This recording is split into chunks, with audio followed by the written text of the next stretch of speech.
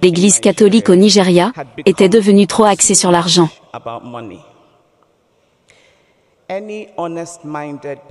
Toute personne honnête sait que c'est vrai. C'est flagrant, manifestement vrai dans tant d'églises à travers tout le pays. Chimamanda Ngozi Adichie, une voix incontournable dans le monde littéraire et social, nous a offert un puissant témoignage personnel sur l'injustice et la nécessité de se battre pour la justice, même face aux institutions les plus respectées. Aujourd'hui, on va plonger ensemble dans ce discours poignant pour mieux comprendre pourquoi il est si essentiel, non seulement pour le Nigeria, mais pour nous tous.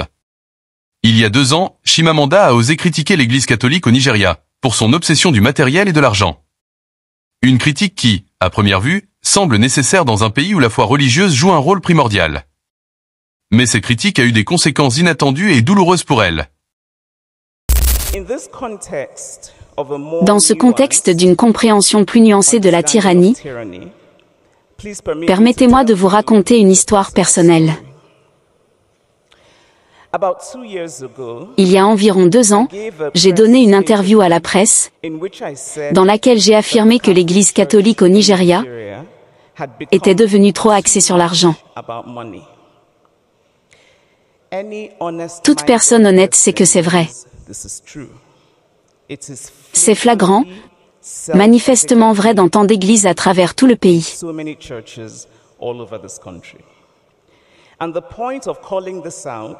L'objectif de cette critique était que les dirigeants de l'Église puissent mettre un frein à cette pratique non chrétienne qui pousse les gens à s'éloigner des services religieux. Quoi qu'il en soit, cette critique, de ma part, a semblé contrarier pas mal de dirigeants ecclésiastiques. Pas tous, car je pense qu'il est important de noter qu'il y a quelques responsables religieux notables qui sont capables de reconnaître la vérité dans une critique constructive.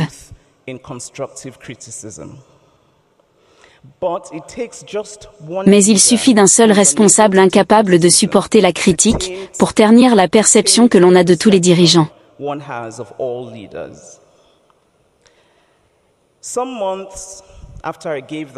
Quelques mois après cette interview, ma mère est décédée de manière très inattendue.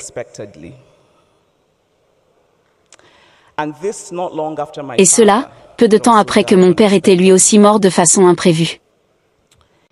À ce moment-là, j'avais en fait oublié cette interview. Mais le prêtre de ma ville natale, un homme appelé Christopher, ne l'avait pas oublié.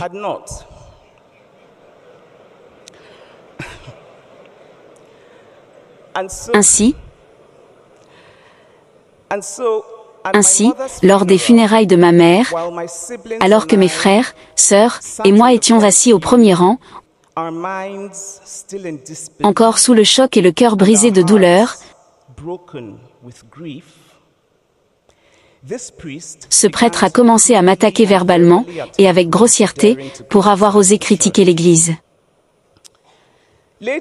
Plus tard, son évêque, son supérieur, qui apparemment était aussi contrarié que j'ai osé critiquer l'Église pour son matérialisme, a soutenu ce prêtre. J'ai parlé en privé à plusieurs catholiques que je respectais à propos de cet incident.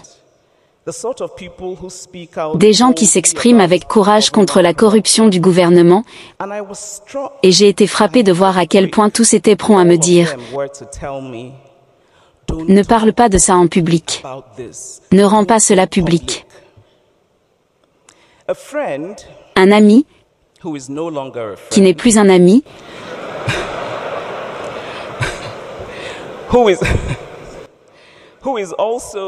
et qui est également très religieux en apparence, m'a dit qu'il m'emmènerait pour qu'on aille supplier l'évêque, afin que celui-ci réprimande le prêtre, mais discrètement, à huis clos, en chuchotant, chuchotant, chuchotant, pour le bien de la paix.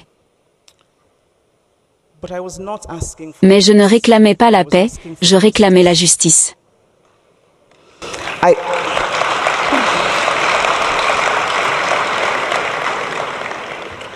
Mais le cœur de son discours ne se limite pas à une simple critique de l'Église ou des institutions religieuses. C'est beaucoup plus profond.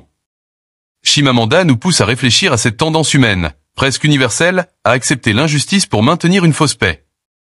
Combien de fois avons-nous accepté le statu quo parce que nous voulions éviter les conflits? Combien de fois nous sommes-nous tus face à l'injustice parce qu'on nous disait que c'était mieux ainsi, pour la paix sociale, pour la tranquillité d'esprit? Le message central de Chimamanda ici est simple mais radical. La paix sans justice n'est qu'une illusion. Nous ne pouvons pas balayer l'injustice sous le tapis au nom de la paix. Parce que cette soi-disant paix est fragile, superficielle, et finit toujours par éclater. Je voulais que l'évêque fasse ce qui est juste, qu'il prenne ses responsabilités, qu'il réprimande le prêtre de la même manière publique que celui-ci avait profané les funérailles de ma mère, pour établir un précédent, pour qu'aucun autre prêtre ne transforme ce qui est souvent l'un des jours les plus tristes de la vie d'une personne, en une occasion de régler des comptes mesquins.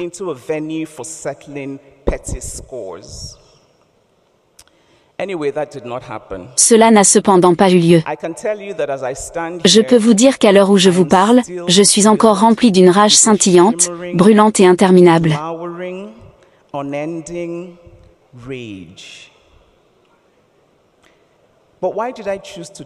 Mais pourquoi ai-je choisi de vous raconter cette histoire? Parce qu'elle m'a fait réaliser combien souvent, dans ce pays, nous balayons l'injustice sous le tapis au nom de la paix.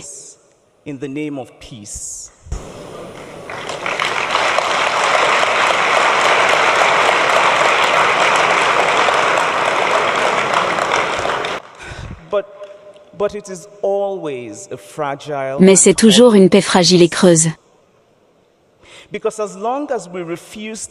Car tant que nous refusons de dénouer les nœuds de l'injustice, la véritable paix ne peut prospérer.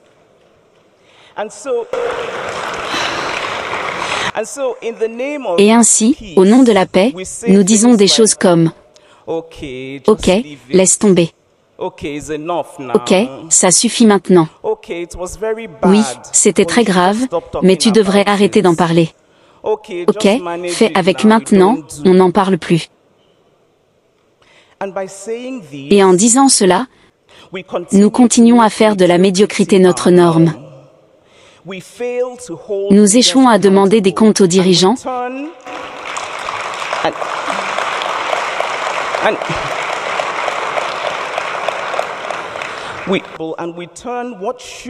Et nous transformons ce qui devrait être des systèmes transparents en cultes opaques et déplorables. Cette expérience m'a également fait réfléchir au fait qu'il y a quelque chose de mort en nous. Quelque chose de mort dans notre société. Une mort de la conscience de soi. Une mort de la réflexion personnelle. Une mort de la compassion. Une mort de la curiosité intellectuelle. Une mort de la capacité à se critiquer soi-même. Et je pense qu'il est temps d'une résurrection collective, pour ainsi dire. Nous ne pouvons pas refuser de pratiquer l'autocritique et en même temps critiquer le gouvernement. Nous ne pouvons pas ignorer les abus de nos chefs religieux, traditionnels ou communautaires, tout en nous concentrant uniquement sur les abus des dirigeants politiques.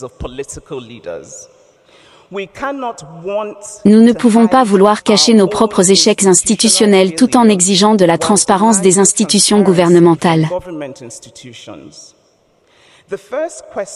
La première question que nous devons nous poser est: quel est le juste comportement à adopter?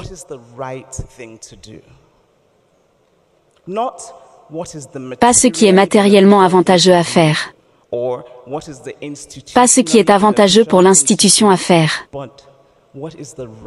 Mais quelle est la chose juste à faire? Car si nous ne faisons pas cela, si nous continuons à balayer l'injustice au nom d'une paix creuse, alors nous laisserons à nos enfants et à leurs enfants un héritage terriblement sombre. Le discours de Chimamanda Ngozi Adichie est un appel à l'action. Un appel à ne pas accepter le silence et la médiocrité. À reconnaître que le chemin vers une société juste est pavé de questions difficiles, de critiques constructives et d'un courage moral inébranlable. C'est ainsi que nous bâtirons un meilleur héritage pour les générations à venir. Merci d'avoir regardé. Si vous avez trouvé cette analyse inspirante, abonnez-vous et laissez vos réflexions en commentaire. Ensemble, construisons une société plus juste.